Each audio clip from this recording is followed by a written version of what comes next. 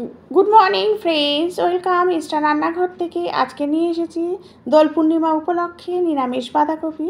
প্রথমে আমি গোটা জিরে তেজপাতা শুকনো লঙ্কা ফোড়ন দিয়ে আর দারচিনি ফোড়ন দেওয়ার পর এর মধ্যে আলুটাকে আমি দিয়ে দিলাম। আলুটা কিন্তু আমি একটা সিটি মেরে নিয়েছিলাম।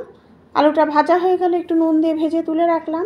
তারপরে দিচ্ছি হচ্ছে আর একটু তেল।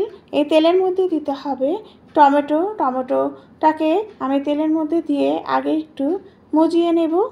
তারপরে দিচ্ছি হচ্ছে জিরের গুঁড়ো। সব মশলা আমি ডাইরেক্ট তেলে দিলে এই মশলাটা কিন্তু স্বাদটা বেশ ভালো লাগবে। তারপরে দিচ্ছি হচ্ছে একটু হলুদ আর এর মধ্যে দিয়ে দেব কাঁচা লঙ্কা।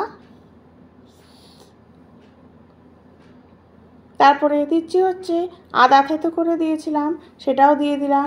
সব মশলা ভালো করে আগে কষিয়ে নেব। তারপরে আমার কিন্তু বয়েল করা আছে বাঁধাকপি, তাহলে বাঁধাকপি থেকে গ্যাসটাও বেরিয়ে যাবে। সেই বাঁধাকপিটা দিয়ে দিলাম। দেওয়ার পরে অনেকক্ষণ ধরে কিন্তু বাঁধাকপি রান্না করতে হয়, ততক্ষণ না কড়াইতে লেগে যাচ্ছে। সেইভাবে ভাজা ভাজা করে রান্না করবেন, এতে স্বাদ ভালো হয়। দিচ্ছি হচ্ছে একটু চিনি, সবসময়ের জন্য নিরামিষে একটু চিনি দিলে ভালো হয়। আর দিচ্ছি হচ্ছে একটু আটা দিয়ে দেবেন এতে, তাহলে কিন্তু বাঁধাকপিটা বেশ সুন্দর মজে যাবে। আর বাঁধাকপি থেকে যে জলটা বেরোবে সেটাও কিন্তু খুব তাড়াতাড়ি এর সাথে টেনেও যাবে।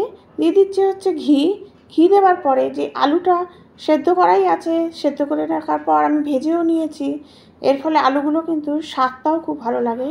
দিয়ে দিচ্ছি নামানোর আগে আলুগুলো। তারপরে আরেকটু কষিয়ে নেব। বাঁধাকপিটা বলেছি অনেকক্ষণ ধরেই যদি বাঁধাকপি সাঁতলানো যায়, এতে কিন্তু এর স্বাদটা আরও বেশি ভালো হয়।